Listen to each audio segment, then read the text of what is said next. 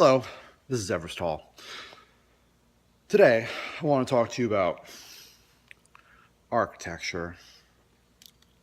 Something I've been thinking about a lot, and this lecture is loosely based off of one that an artist named Hundertwasser did in the 70s, and he was real wild, amazing, utopian, kind of psychedelic phantasmagoria of an artist, Hundertwasser.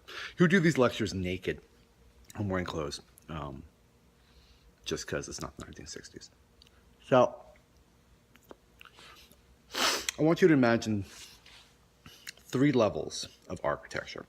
The first one is right in here, and it's the meat sack we live in, this body, this corporal element. This is the vessel for your soul, your chi, your whatever, your spirit, whatever you call it. The body is the first level of architecture. This is the container, your vessel.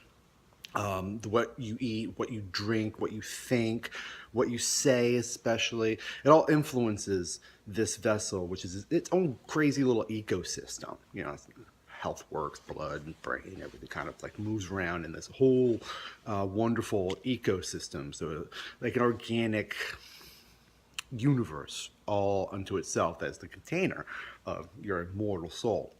So take good care of yourself. Do things that make you happy, that are beneficial for the architecture. It's like cleaning your house, you know. Take care of yourself. Eat well, drink well, have nice friends, think nice thoughts, or do everything with intention. You don't need to be nice. Do it with intention. Focus in this incarnation. So, the second level of architecture is the buildings we're in, the structures, our cars, our houses, our subways, our roads. It's the terrestrial architecture. This is the one that we think about most.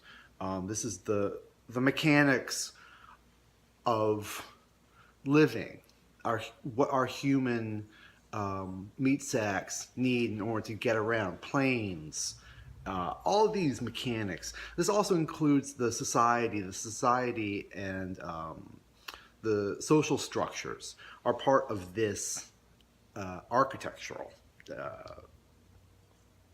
frequency, let's call it, architectural frequency, architectural placement, architectural thing, second level architecture, society, buildings, everything that our human beings are needing to relate to like that, architecture level 2. Now, architecture level number 2 has an influence and an effect on our first level architecture and our psyche and our mind and our spirit.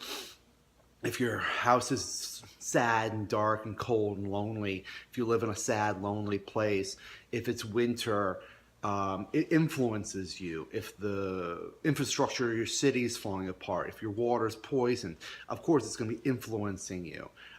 If you are lucky enough to have a big, beautiful space, a garden, you live where it's sunny and sunshine and magnificent, that's going to influence you.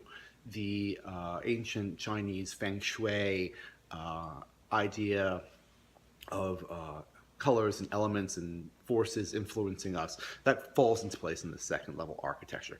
If you're an architect and you build ugly buildings, you're ruining people's lives. If you're a designer and you're making things that are pleasant and interesting, you're benefiting people. If you're an architect and you're making ugly buildings, you're ruining people's lives. So, the third level of architecture, and it goes on, is the cosmos, the stars, the organic structure, the spheres, the way that the universe and the weather is working. So it's coming out of the terrestrial plane of what we need up. So it's the atmosphere, it's the weather, it's heaven, it's your idea of cosmos, it's your God, it's the stars, it's the influence on the magnetic fields on our bodies. The third level of architecture influences everything, and it influences the person. This is where astrology comes into play, if you love astrology. Now, related to this, you can see everything's kind of connected. Now, related to this, there's a very simple meditation technique that I learned when I was a young child living in an ashram, and it relates to the architecture, and it's really good if you have panic attacks, if you have a dissociative state, if perhaps you're in a stressful situation. I use it often if I'm talking to somebody that I'm not interested in, or I feel tense. This is something I do, and I had panic attacks for a long, long time, and this holds you like steady in the ground. Now, you're going to start with your first level of architecture, and imagine right here in your chest, there's a point. And think of it as a point of light or point of consciousness that you're thinking about. And you can imagine this point. You make it as small as you want, big as you want. And it's going to extend out, up and down, and out also. But as it's extending out, I want you to imagine what the structure of your body is and the tissue of your body. So now you're in your chest and you're going through your lungs. You're going to extend up and out on the axis right here. So you're going to go through, you're thinking about your throat, and all this time you're breathing. It's very important to breathe while you're meditating. You start here in your belly, and then you breathe up in here, and then you get air up in here, and you let the air out twice as slow as you put it in.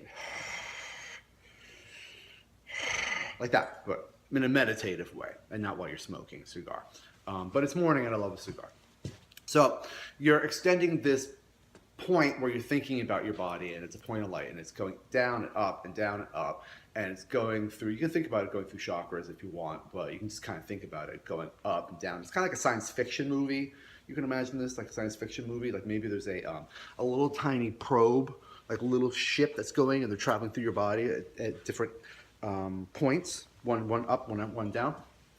And so now you're going through your body, and I'm at the top of my head, and I'm at my balls. So I'm thinking about not my ass. So the top of the head right here, and I'm thinking about my ass, and then I'm going down through my legs, and now I'm thinking about like the air and the atmosphere and the lightness of that as opposed to like the dense fleshiness of my face and my skull and my brain. And you go and you just extend this line through the body, through the floor, through the floorboards, through the downstairs, up into the neighbor's house. Think about like the dirt on the floor, the furnishings, and just keep on extending it as far as you can. So you're up here, you're in outer space, and here you're like going through the center of the earth, down through the center of the earth, through China, and seeing what Beijing's like, and out the center of the earth. And then you're just connected to first level architecture as you're going through the second level, and just keep it going on to infinity. And what this does is it's a nice exercise for your brain, and it takes you out of your physical first level architecture, and it makes you kind of connected to everything else. And if you're stressed out physically or like really stuck in your head, having a panic attack or just not really sure what the hell's going on, it helps you center yourself. And it's odd that it would work centering yourself if you're thinking about not being yourself, but it does because it gets you out of your head. So it's Tuesday. It's my Monday, beginning of the work week. Not really. Yeah, so thank you so much for enjoying this video. I hope it made some kind of sense to you and it's helpful. Feel free to email me with any questions or anything like that. There's going to be more videos coming up. I'm talking about everything here on Everest DIY, Everest Do It Yourself. Of course, subscribe to this YouTube channel and share it with anyone you think might be interested in what I talk about. Thank you so much. Have a lovely day.